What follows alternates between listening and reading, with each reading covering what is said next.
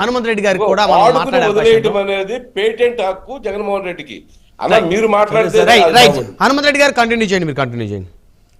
ముందుగా prime line ప్రేక్షకులకు, panel ఉన్న సభ్యులకు మీకు శుభోదయం సార్. ఏదైతే ఈరోజు ఢిల్లీకి వెళ్తున్న చంద్రబాబు, ఏదైతే ఆంధ్రజ్యోతి పేపర్లో ఎలివేషన్స్ నరేంద్ర మోడీ గారు, అమిత్ షా గారు, ఎస్ కరెక్టే అన్నట్టు ఉంది. ఎందుకంటే ఆంధ్రజ్యోతి ఎలివేషన్స్ ఎలా ఉంటాయంటే, పాపం దేశంలో ప్రధానమంత్రి నరేంద్ర మోడీ గారు ఆ సీట్లు కూర్చోవడానికి, లేకుంటే రేపు 2024లో కూర్చోవాలన్నా కూడా చంద్రబాబు నాయుడు గారు అవసరం, చారిత్రాత్మక అవసరం ఉందని ఆంధ్రజ్యోతి పేపర్ ఎలివేషన్స్ ఇస్తూ ఉంటాయి. 303 సీట్లు ఉన్నటువంటి నరేంద్ర మోడీ గారు 3 సీట్లు లేని చంద్రబాబును పిలుస్తున్నారు. 3 సీట్లు ఉన్నాయి, అదే మూడిట్లలో ఒకరే ఇప్పుడు ఉండేది. నేనేమంటా అంటే అదే చంద్రబాబు నాయుడు గారి అవసరం ఎలా ఉంటుందంటే, 99లో గెలిచినప్పుడు మాత్రం నా వల్లే బీజేపీ గెలిచింది, 2004లో బీజేపీ మద్దతుతో పార్టీ ఇటువంటి పార్టీలను క్షమించేదే లేదు, జీవితంలో ఎప్పుడు కలవనని ఆయనే చెప్తాడు. 2014కు వచ్చేసరికి ఒక్క జగన్మోహన్ రెడ్డి గారిని, 2014లో కూడా ఒక్క జగన్మోహన్ రెడ్డి గారిని ఎదుర్కోవడానికి చంద్రబాబు నాయుడు గారు బీజేపీ జనసేన పొత్తులలో వచ్చి అట్లీస్ట్ 1.5% ఓట్ల తేడాతో ఓడిపో, వాళ్ళు ముగ్గురు కలిస్తే జగన్మోహన్ రెడ్డి గారిని ఎదుర్కొన్నప్పుడు జగన్మోహన్ రెడ్డి గారు ఒంటరిగా పోటీ చేస్తే 1.5% అప్పుడు తెలియదు కదా ప్రజలకి, అదే చూడలేదు కదా అప్పుడు. అంటే నేనేమంటా అంటే, చంద్రబాబు నాయుడు గారి పాలన అంతకుముందు చూశారు, నరేంద్ర మోడీ గారు అధికారంలోకి వస్తున్నారని ఆ రోజు కాంగ్రెస్ పార్టీ మీద విపరీతమైన వ్యతిరేకత కారణంగా చంద్రబాబు నాయుడు గారు బతికి పట్టగట్టారు. కానీ ఆ రోజే జగన్మోహన్ రెడ్డి గారు 2014 ఎలక్షన్లో వాళ్ళు కలవకుంటే ఆ రోజే విజయం సాధించారు. అది పక్కన పెట్టేస్తే ఆ తర్వాత 2018లో నేను అంటున్నా, పవన్ కళ్యాణ్ గారు ఎంతసేపు ఉన్నా చంద్రబాబు నాయుడు గారి కోసం ఊడిగం చేయడానికే వచ్చాడనే విషయం ఎందుకు చెప్తున్నానంటే, 2018లో ఎప్పుడైతే చంద్రబాబు నాయుడు గారు నరేంద్ర మోడీ గారిని, అమిత్ షా గారిని తిట్టారో, ఆయన తిరుపతి పర్యటనకు వచ్చి రాళ్ళేపించారో, అప్పుడే పవన్ కళ్యాణ్ గారు కూడా బీజేపీ పార్టీని తిట్టడం మొదలుపెట్టారు. ఎట్లా హనుమంత్ రెడ్డి గారు ఫోన్ చేసి రాళ్ళేయండి అని చెప్పేసి కార్యకర్తలు చెప్పుంటారు. ఇప్పుడు నేనేమంటానంటే, ఇప్పుడు అక్కడికి వచ్చినప్పుడు కార్యకర్తలకు, అక్కడ ఉండే నాయకులకు, పైన ఉండే పెద్దలు చెప్పుకుంటే ఎలా ఆయన మీద అమిత్ షా గారు అక్కడికి వస్తే ఎందుకు బ్యాల్స్ వచ్చిందో చెప్పమని చెప్పండి. అమిత్ షా గారి మీద ఎందుకు బ్యాల్స్ వచ్చింది అంటున్నా. ఏం చేశారు? ఎవరో చంద్రబాబు నాయుడు గారు, నేను చెప్తా వినండి, చంద్రబాబు నాయుడు గారితో గొడవ పెట్టుకున్నది ఎవరు? చంద్రబాబు గొడవ పెట్టుకున్నాడు. అమిత్ షా వాళ్ళు వచ్చి గొడవ పెట్టుకున్నారా?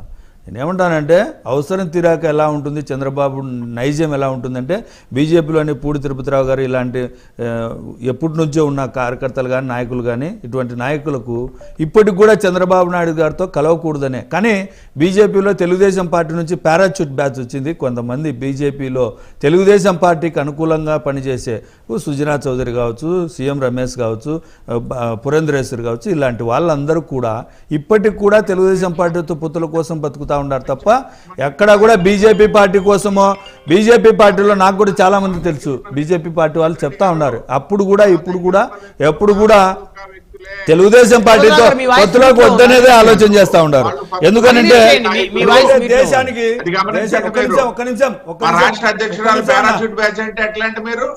సరేనా, అదే మీరు అది ఏ విధంగా చెప్పుకుంటారో మీ సందర్భంగా మీరు చెప్పుకోండి. ఎంతో మంది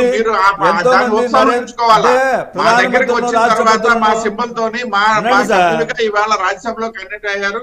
మా రాష్ట్ర అధ్యక్షురాలుగా ఉన్న పురంధేశ్వరి గారు పారాచూట్ బ్యాచ్ అంటే ఎట్లంటే ఆమె ఏమన్నా తెలుగుదేశం నుండి వచ్చారా, లేకపోతే ఏమన్నా 10 సంవత్సరాలు వ్యతిరేకమైన కాంగ్రెస్ పార్టీ నుంచి వచ్చిందన్నా? కాంగ్రెస్ పార్టీలో ఆ రోజు రాజశేఖర రెడ్డి గారు ముఖ్యమంత్రిగా ఉన్నప్పుడు కేంద్ర మంత్రిగా ఉన్నటువంటి ఆమె 10 సంవత్సరాల తర్వాత మీ బ్యాచ్ లోకి వచ్చింది. అసలు తెలుగుదేశం నుంచి వచ్చిన పెద్ద ఆలోచన చేయాల్సిన అవసరం లేదు. బీజేపీ పార్టీ నుంచి, బీజేపీ పార్టీకి వ్యతిరేకమైన పార్టీ కాంగ్రెస్ పార్టీ, ఆ కాంగ్రెస్ పార్టీ నుంచి వచ్చింది. ఇప్పటికి కూడా దయచేసి హనుమంత్ రెడ్డి గారు ఇక్కడ ఒక్క విషయం, అదే కదా మొత్తం ఒక్క నిమిషం. హనుమంత్ రెడ్డి గారు 24 గంటల గడవక ముందే కేసీఆర్ నాని గారిని పార్టీలోకి తీసుకున్నారు, కండవా వేసారు, టికెట్ ఇచ్చారు. అట్లాగే పురంధేశ్వరి గారికి రాగానే ఆంధ్రప్రదేశ్కి బీజేపీ అధ్యక్షురాలు చేయాలి.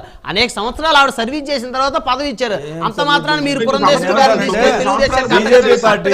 బీజేపీ పార్టీ 99లో 20% ఉన్నదాన్ని ఈ రోజు 1% స్థానానికి పడిపోవడానికి ఇలాంటి పురేంద్రశ్రీ, సుజనా చౌదరి, సీఎం రమేష్ లాంటి వాళ్ళే కారణం అనే విషయం బీజేపీలోని ఎంతో మంది నికార్సైన కార్యకర్తలు అనుకుంటా ఉన్నారు సార్. ఆ విషయం నేను చెప్పేది కాదు, ప్రజలు అనుకుంటా ఉన్నారు. వెంకయ్య నాయుడు లాంటి వాళ్ళందరూ, నేనేమంటానంటే బీజేపీ పార్టీ తెలంగాణలో, కర్ణాటకలో అధికారంలోకి వచ్చేదానికి ప్రయత్నం చేస్తా ఉంటే ఆంధ్రప్రదేశ్లో ఎందుకు రావట్లేదు అని అడుగుతున్నా.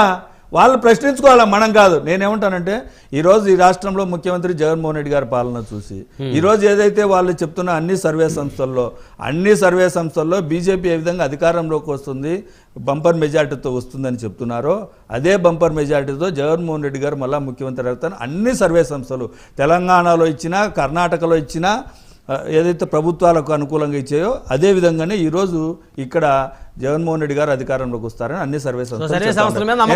నేను ఏమంటే సార్, మేము ప్రజాపాలన, ప్రజలకు సంబంధించి అవసరాలు తీర్చాం కాబట్టి ఉండండి మీకు చెప్తా. ఇప్పుడు పవన్ కళ్యాణ్ అనే వ్యక్తి ఎంతసేపు ఉన్నా చంద్రబాబు నాయుడు గారికి ఊడిగం చేయడానికి అనే విషయాన్ని ఎందుకు చెప్తున్నానంటే ఆయన ప్రవర్తన పట్ల అందరికీ అనుమానం ఉంది. ఆయన చేసే ప్రవర్తన, చేసే చేష్టలు ఆ విధంగా ఉన్నాయి కాబట్టి. ఎందుకనంటే తెలుగుదేశం పార్టీ అధినేత చంద్రబాబు నాయుడు గారు అవినీతి కేసులో జైల్లోకి వెళ్తే జైలుకి వెళ్ళిన వ్యక్తి ఆయన కలవడానికి వెళ్ళి లోపలికి వెళ్ళి, అంటే బీజేపీతో పొత్తులు ఉన్న వ్యక్తి బీజేపీతో ఎందుకు అవసరం వచ్చిందో, 2019 ఎలక్షన్ల ముందర ఎందుకు తిట్టాడో, 2019 ఎలక్షన్లు అయిపోతాను 2020లో బీజేపీతో ఎందుకు పొత్తు పెట్టుకున్నాడో నాకైతే తెలియదు. కానీ ఆయనకన్నా తెలుసో తెలియదు కానీ బీజేపీతో ఉండండి సార్, బీజేపీతో పొత్తులో ఉన్న వ్యక్తి ఏ విధంగా జైలుకి వెళ్ళి కలిసి నేను కూడా బీజేపీని తీసుకొస్తానని ఏ విధంగా చెప్పగలడు అంటున్నా. బీజేపీ పార్టీ పెద్దలు ఏం చెప్తున్నారు, చంద్రబాబు నాయుడు గారు వద్దంటున్నారు, పవన్ కళ్యాణ్ అంటున్నాడు బీజేపీ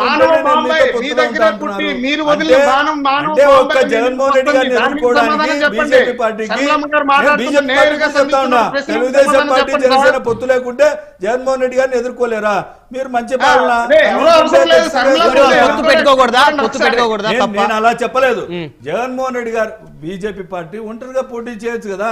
ఏ దేశంలోనే అత్యంత పెద్ద పార్టీ ఎందుకు పోటీ అంటున్నా. వైఎస్ఆర్ కాంగ్రెస్ పార్టీ తెలంగాణ మరి ఎందుకు పోటీ చేయలేకపోతా ఉంది? మేము ఇక్కడ వద్దనుకోనే పోటీ చేయలేదు. వాళ్ళు కూడా కలిసి రాష్ట్ర ప్రయోజనాల కోసం వాళ్ళు కూడా నేను అంటున్నా. మీరు ఎప్పుడు ఏం చెప్తా అంటే చంద్రబాబు నాయుడు గారి ప్రయోజనాల కోసమే ఏదైతే బీజేపీలోని కొంతమంది, జనసేన పవన్ కళ్యాణ్ గారు చంద్రబాబు నాయుడు గారి అధికారంలోకి తీసుకురావాలని ఆలోచన చేస్తా ఉన్నారు. ఆయన ఏదైతే పవన్ కళ్యాణ్ గారు డైరెక్ట్ గానే చెప్పారు, కమ్మలు కాపులకు వ్యతిరేకం కాదు కాబట్టి నేను దానికోసమనే 2014లో చంద్రబాబు నాయుడు గారికి సపోర్ట్ చేశాను ఆయన సభలో చెప్పారు. నేను అంత చేస్తే నన్ను నా తల్లిని తిట్టించారని చెప్పింది పవన్ కళ్యాణ్ గారు. ఈరోజు ఏ విధంగా కలుస్తున్నాడు ఆయన చెబితే వినాలని అనుకుంటా ఉన్నా నేను కూడా. ఎందుకంటే గతంలో ఎలక్షన్ల ముందర మనం ఏం మాట్లాడాం, ఇప్పుడు ఎందుకు కలుస్తున్నాం? ఎస్, జగన్మోహన్ రెడ్డి గారు పాలనాపరంగా విమర్శించు, మేము ఏం చేయలేదో చెప్తాను. ఈరోజు విద్యా వ్యవస్థలో దేశంలోనే నెంబర్ 1 స్థానానికి కేరళను మించి ఈరోజు ఆంధ్రప్రదేశ్ రాష్ట్రం వచ్చింది అని అంటే ఈరోజు జగన్మోహన్ రెడ్డి గారి పాలన కాదా? మేము చేస్తున్న అభివృద్ధి గురించి చెప్తున్నారు. ప్రతి గ్రామానికి వెళ్ళండి, గ్రామీణ సచివాలయ వ్యవస్థ, ఆర్బీకేలు, గ్రామీణ హెల్త్ సెంటర్లు, ఫ్యామిలీ డాక్టర్ కాన్సెప్ట్ని తీసుకొచ్చింది ఈ దేశంలో మొట్టమొదట జగన్మోహన్ రెడ్డి గారు. బీసీలకు, ఎస్సీలకు, ఎస్టీలకు 50% రిజర్వేషన్ కల్పించి ఆంధ్రప్రదేశ్ అసెంబ్లీలో చట్టం చేసిన ఏకైక ముఖ్యమంత్రి భారతదేశంలోనే జగన్మోహన్ రెడ్డి గారు. దానికి కూడా గట్స్ ఉండాలి సార్, వాళ్ళకి ఇవ్వాలంటే. అలాగే బీసీలకు, ఎస్సీలకు, ఎస్టీలకు సింహభాగం 50% ఎంపీ సీట్లు, ఎమ్మెల్యే సీట్లు ఇస్తున్న ఏకైక ముఖ్యమంత్రి జగన్మోహన్ రెడ్డి గారు. వాళ్ళని ఇవ్వమని చెప్పండి.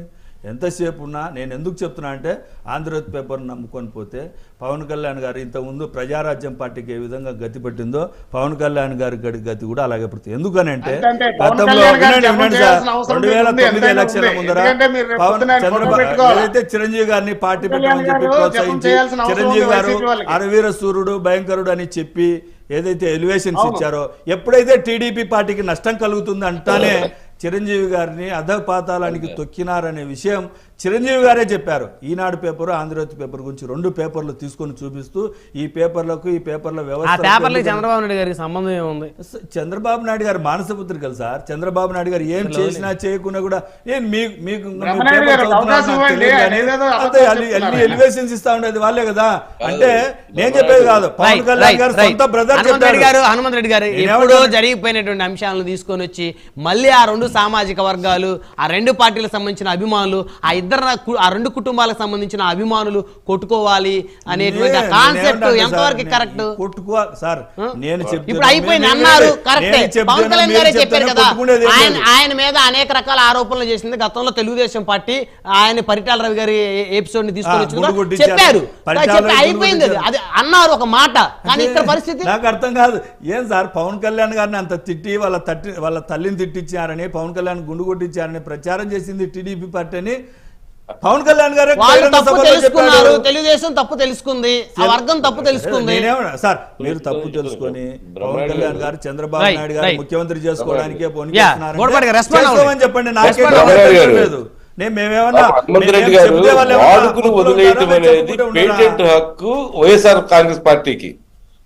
తల్లిని చెల్లిని వాడుకుని కూడా వదిలేశారు పాపం. వాళ్ళు వాడుకుని వదిలేటి గురించి మాట్లాడడం అనేది దెయ్యాలు వల్లించినట్టు ఉంటుంది. అలాగే ఇంకో విషయం, పాపం పవన్ కళ్యాణ్ గారి గురించి, బీజేపీ గురించి మీరు బాధపడకండి, మీ సంగతి చూసుకోండి. హనుమంత్ రెడ్డి గారు మా మిత్రపక్షాలుగా వచ్చే వాళ్ళు అన్యాయం చేసినారని చెప్పినప్పుడు మాట్లాడు. ఒక ప్రెస్ స్టేషన్ లో అధికారం పోతుందన్న ఉద్దేశంతో అధికారమా ప్రెస్ స్టేషన్ లోకి వెళ్ళి అధికారంలోకి వచ్చేది కళ. మేము అధికారంలోకి రాకపోవడం, అన్ని సర్వే సంస్థలు అన్ని రకాలుగా ఆంధ్రప్రదేశ్ లోని రాష్ట్ర ప్రజలందరూ జగన్మోహన్ రెడ్డి గారు మరొకసారి ముఖ్యమంత్రి కావాలని కోరుకుంటా ఉన్నారు. కేసీఆర్ గారు కూడా సర్వే సంస్థలు నమ్ముకున్నారు. కేసీఆర్ గారికి వాళ్ళకు తేడా ఉంది. అంటే కేసీఆర్ గారు చేయలేదా పాలన? ఏ విధంగా వాళ్ళు ఏ విధంగా పోటీ చేశారో వాళ్ళు